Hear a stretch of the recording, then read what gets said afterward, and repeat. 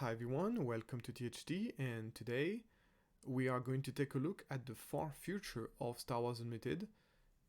In this video, for the very first time, I'm going to be talking about exclusively the Eternal format, which is the format that will include all the cards once the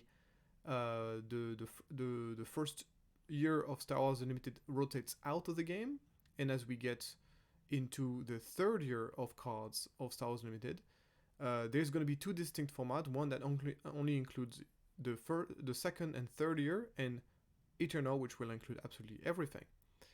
But this video does not necessarily only talk about this specific Eternal format, the one that we will get as soon as the rotation goes out, but it's a general statement about, generally speaking, what kind of cards I think will get better in an internal environment, and which card is going to be worse. And so in this series of video, I will only talk about the legendaries, just to keeping short. And also we'll talk about, of course, in this first video, we're going to be talking about Spark of Rebellion, the legendaries from Spark of Rebellion. Will those cards get better, or will those cards get worse? And I think this is an interesting video, not only to talk about what we can expect as far as gameplay is concerned with the Eternal format, but also as maybe some cards that you might want to keep an eye on as you are gathering your collection and preparing yourself for this new upcoming exciting way to play the game. So we'll start and move on to the sponsor of this video, Card Market, the best marketplace to buy and sell card in Europe. So moving on to the to what I believe the gameplay of the Eternal format is going to be like. What criteria am I using to evaluate whether or not those cards are going to become better and better or worse? So obviously, it's very difficult to predict very precisely how good a specific card is going to be in an unknown metagame. But obviously, so this is going to be a very general statement. But I think I can give some really good insight on what I think, what kind of card I think can get better or worse. And the reason for this is because I've been playing primary in Magic Legacy and Modern format, which are both Eternal formats.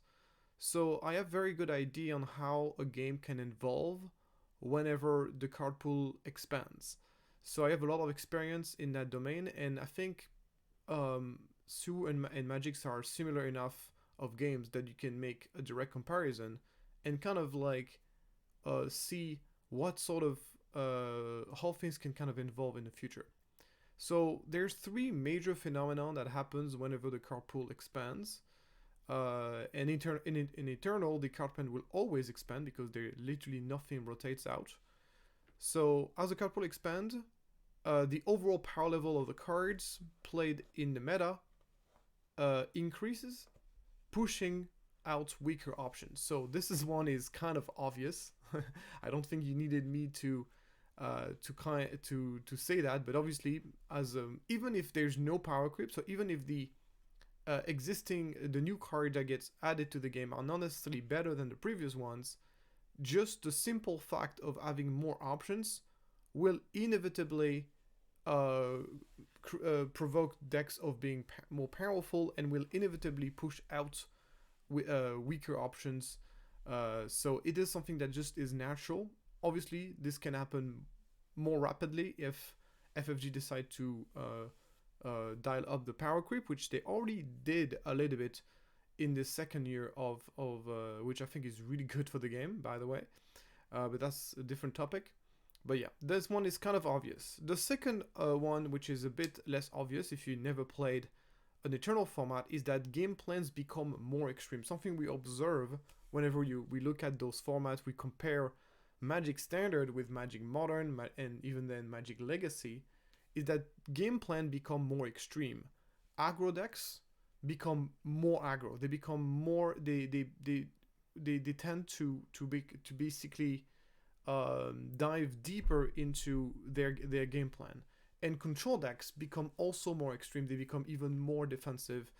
They play even less threats. They're trying to be as even more efficient as possible in their game plan. So game plans have a tendency to become more extreme, and obviously the direct result of this is that we are seeing less mid-range decks. Mid-range decks doesn't become the most common type of decks, as it often the case is in the standard format, and they become more and more rare. Basically, the only mid-range deck that kind of survive Eternal formats are basically decks that can make up for the weaker gameplay. They can make it up with the quality of their card. So they're usually going to be what we call good stuff deck, or decks that have very very powerful synergies to make up for their lack of very direct game plan. So basically, decks are more extreme. So the some people like it, some people don't like it. More extreme means that it's basically it creates like kind of a more asymmetric. It's more asymmetric, which some people don't like. They don't like playing a deck aggro that are true aggro. They don't like against control decks that are true control. So I completely understand this, but they're also more diverse. There's more diversity of different decks you can play, and decks become more different from one another and more asymmetric. So that whether you think it's a good thing or a bad thing, it's up to you. And the final phenomenon is that decks naturally become more synergy based. So right now there's a lot of decks in the game that are just a collections of very good cards, or just decks that don't necessarily have they just have a very like distinct game plan, or their synergies are really the only synergy you're gonna see are the synergy that are really really heavily supported by the game. So synergies are less important in when the card pool is small, and as the card pool expands, it becomes easier to build a synergy based deck, and it's also easier to make a deck stronger that way. So especially if FFG does not push the power creep too much, you're gonna end up in a situation where cards are not getting better. So how do you make your deck better if the cards are not getting better? Well, you simply try to improve the synergies. You simply try to make your cards better and your deck better by making the cards play with one another better. And so I think that synergies are going to become more and more important as Eternal rolls out, and it means that and obviously what is the ultimate synergy based deck you can possibly build is obviously a combo deck. So combo decks are becoming more common. There's so much Fantasy Flight Game can do to safeguard against combo decks, and it's only inevitable that at some point, once you reach a certain amount of cards, combos inevitably come, and we're already seeing this appearing. We're already seeing some combo decks being introduced to the game.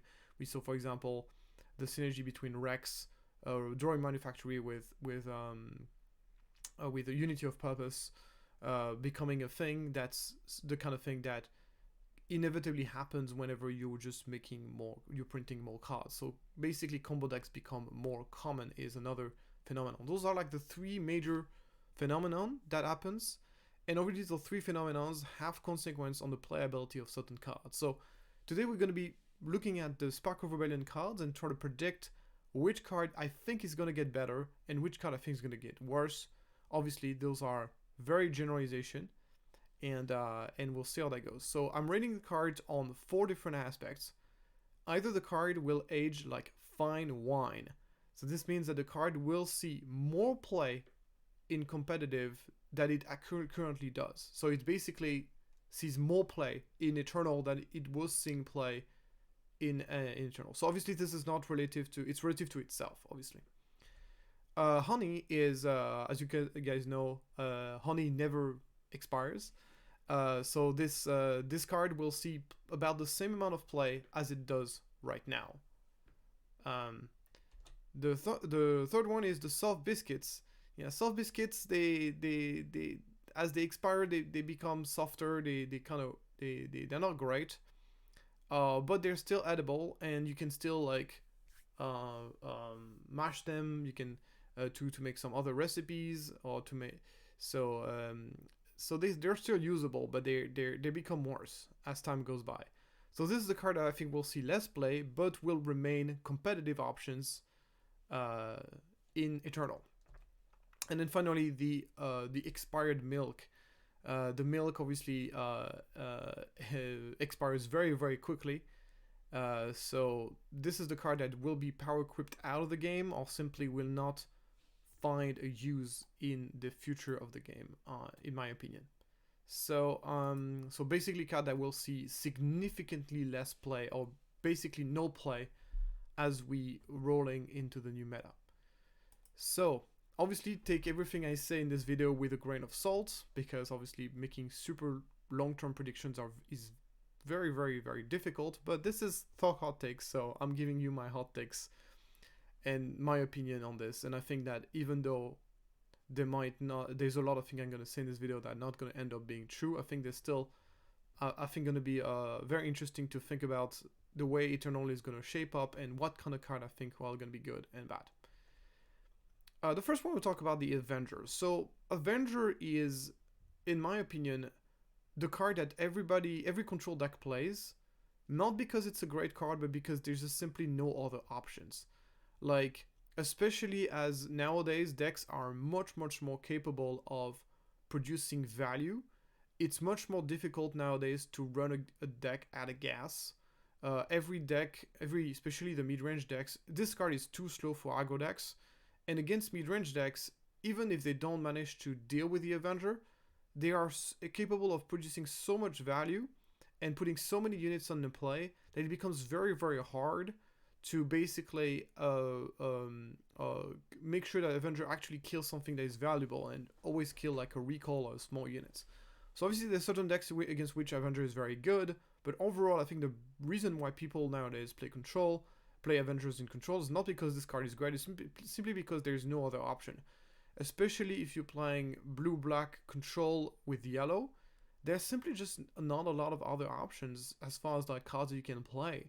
So my opinion is that, my hot take is that I think Avenger is not gonna age very well. I think that I would be surprised if FFG doesn't give us better late game options for control deck to lock the game out in the near future. So we already have better options in red. I think it's only a matter of time until we get those in blue, which is supposed to be a late game control based color. I know FFG has already said in the past that they didn't want it to encourage control decks, but I think that it's inevitable that they're going to be printing like better late game option, and I think as soon as it happens, Avenger will be phased out very, very quickly. I also think that if FFG wants to make control decks more enjoyable to play against, they need to give control decks a really good finisher.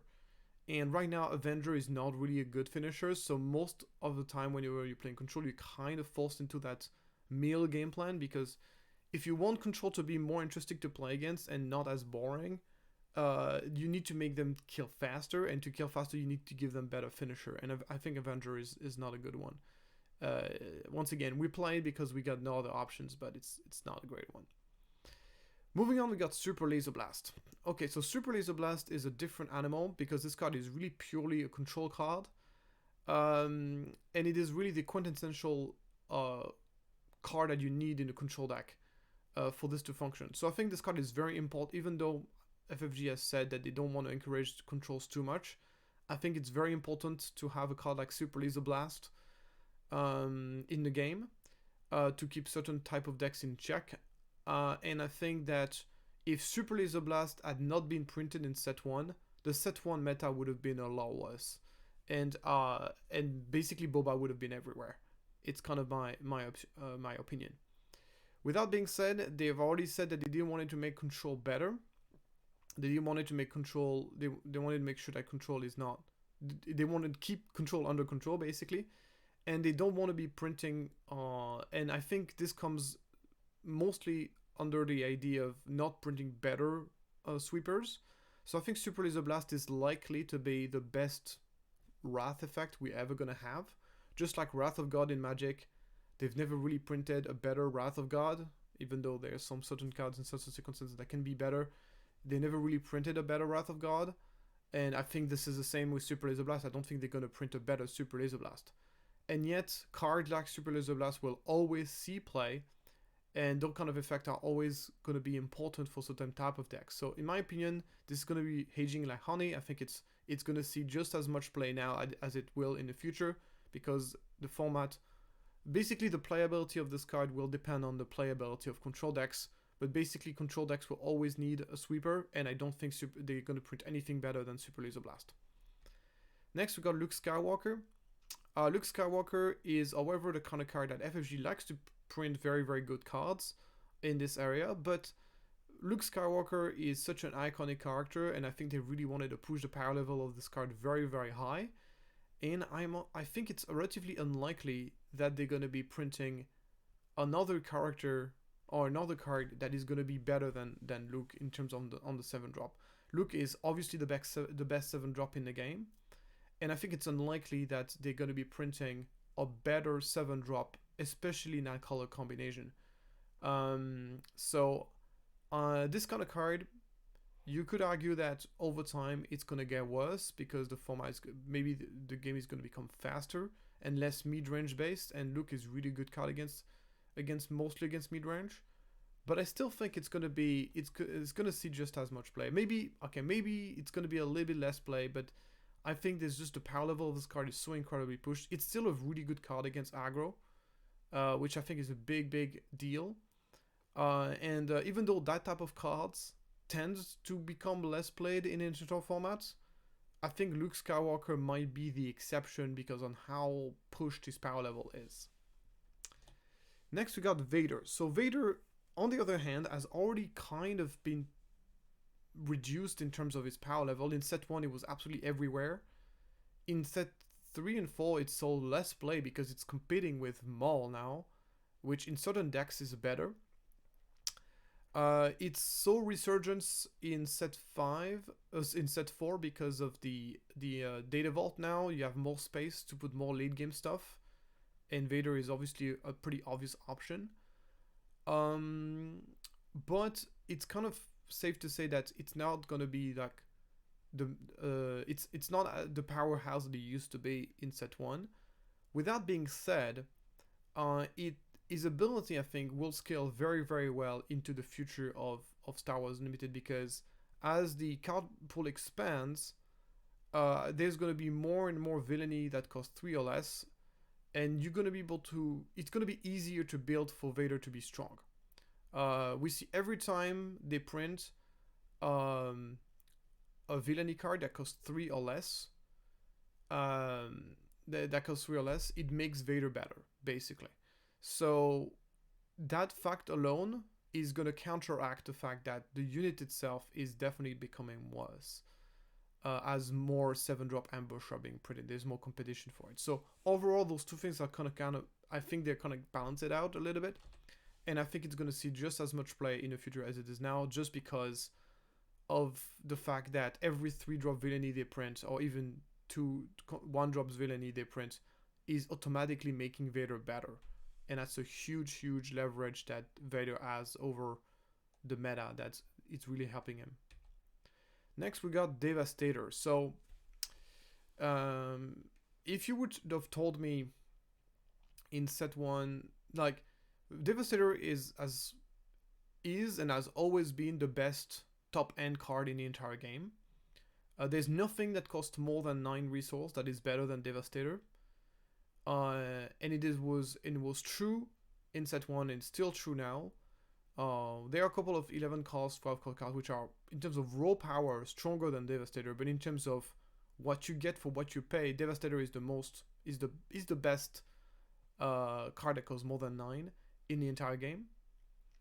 Is the best card you could, yeah. So it's really an amazing card, and this one is a bit of a complicated one.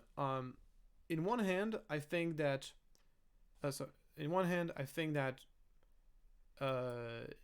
it's a card that is still gonna see some competitive play, but I cannot imagine that FFG, with all the major big capital ship that exist in the Star Wars universe, I cannot imagine that Devastator is gonna stay on top as the best super expensive cards in the game. And I think and I hope that over time there will be other interesting options available, especially in that color combination. So my prediction is that I think Devastator will still see play, but he's gonna have more competition meaning that it's still going to see play, but it's going to be a little bit more niche than it used to be because there's going to be more option. Moving on, we got Ohm-1. Ohm-1 kind of have the same prediction as for Vader. At the same time, it's a very, very powerful card. But there's going to be more over time. I think there's going to be more competition in that price range. But you got to understand that every heroism 3-cost card that gets printed automatically makes Ohm-1 a stronger card. So, but I think there's going to be more competition for it. It's also a card that is more meta dependent than Vader is. You can see that Ohm-1 was not really that popular in the previous set, and in this set, for example, it's very, very popular. So my prediction is going to be that it's gonna be less played, but it's still gonna see play in the future. Next, we got Command. So Command is an interesting case. Command is undeniably the weakest of the double aspect legendaries from set 1, but it still is a very, very powerful card. The ability to ramp is very strong. 2 experience unit on a unit is strong. Being able to deal with a non-unique enemy unit is kind of situational because most of the game is made out of unique cards, but then also return a unit in your discard pile is very strong. The reason why we haven't seen much Command is because double green is by far the weakest double aspect in the game. Green is they have not really printed any good double green cards, and as I said in the old days, back in set 1 review card review, I said, it was a while ago, it was more than a year ago, I was saying the playability of the different double aspect legendary will depend on how playable that color combination is. And I was right. The Vigilance kind of cheats the game here because it's the double aspect one that is extremely powerful even when played out of aspect. But for the 3 others, Command, Aggression, and Cunning, you see Cunning seeing the most play simply because double Cunning has gotten so many more cards that made it so much better. My prediction and my hopes is that it's not going to be the case forever, and at some point FFG, even by mistake, will finally print good double Command cards, and building a double Command decks is going to make a lot more sense and become a lot more popular. And inevitably this will bring Command up. So my opinion is that this card will age like fine wine, because I think right now it sees very little play, but inevitably as double Command becomes a more competitive aspect combination, a more attractive aspect combination, Command will benefit from that immensely. Then we got Force Lightning. So Force Lightning does not see any play right now.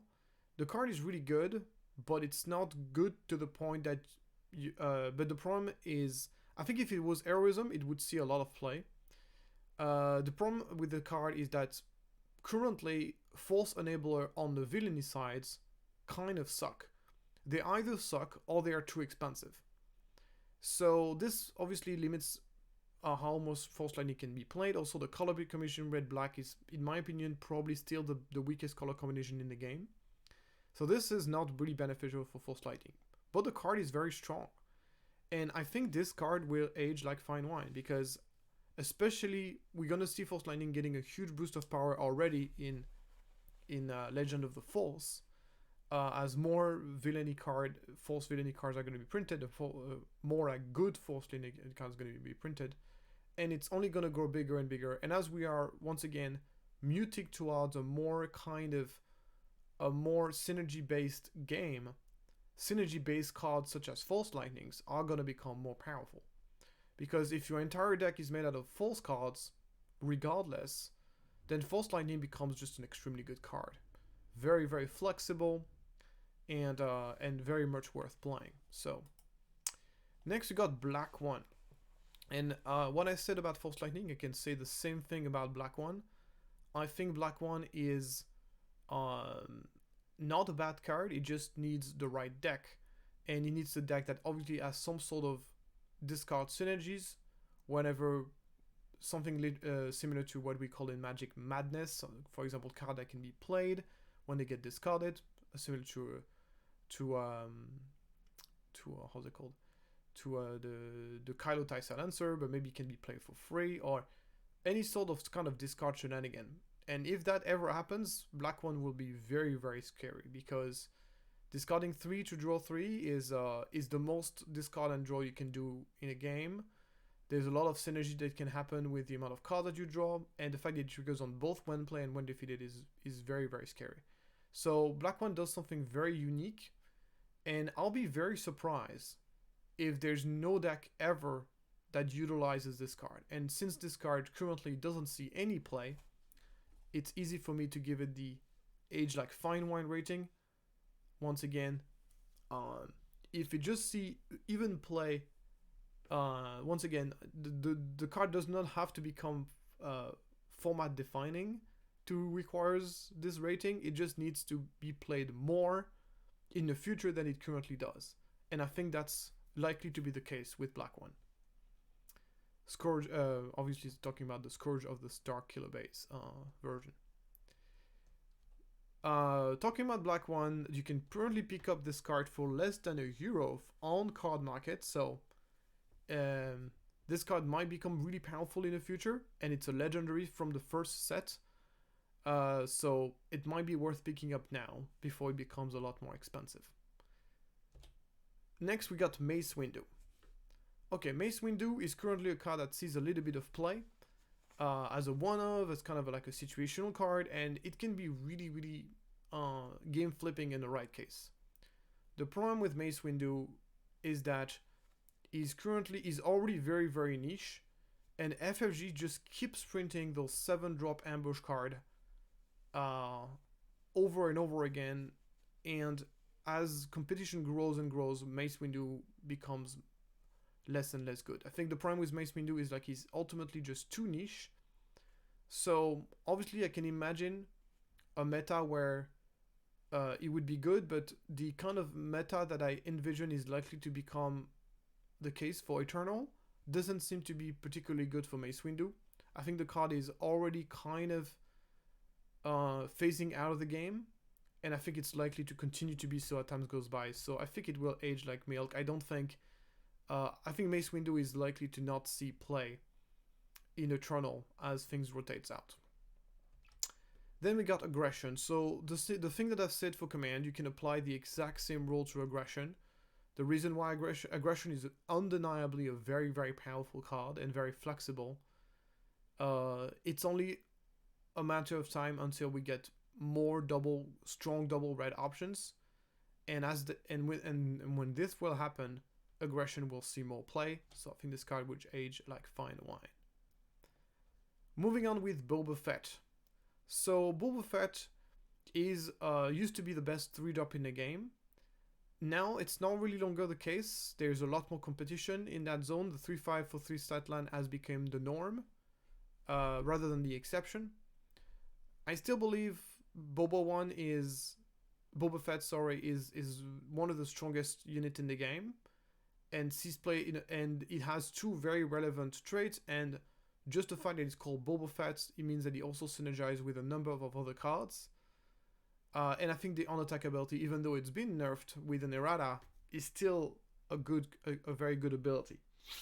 So he's a really good card, but obviously as more competition arises every single set, Boba Fett will see less and less play. But I have a hard time imagining a world where Boba Fett doesn't see any play ever. So I'm going to give this the dry biscuit rating. Then Falcon. So Falcon is the actual best 3-drop in the game, or very close to.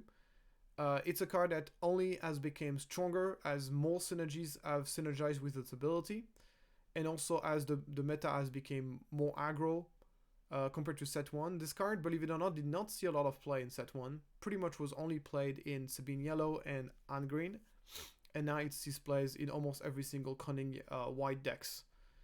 And I suspect it will remain so. I think it will remain because it's so aggressive, and it will have most of that. It will have more competition, yes, but it will also have more things that can potentially synergize with its ability, which we've seen plenty of. and it's a really strong option as well. So for me, I give the honey rating. Last, we got Change of Hearts. Change of Hearts is, I think, a card that has a very unique effect, and I think FFG is unlikely to print a better version of that card.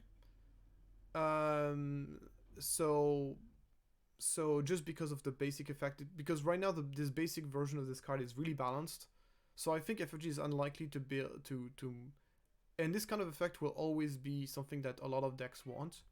So I suspect it will see about the same amount of play that it currently does. And that's it for the video. So let me know if you agree or disagree with my prediction here. What do you expect we'll see play in Eternal? Obviously here I don't want to talk about Spark of Rebellion. If you're interested in that kind of video, let me know, and I'll do more talking about other legendaries from the upcoming set. Thank you very much, and see you next time.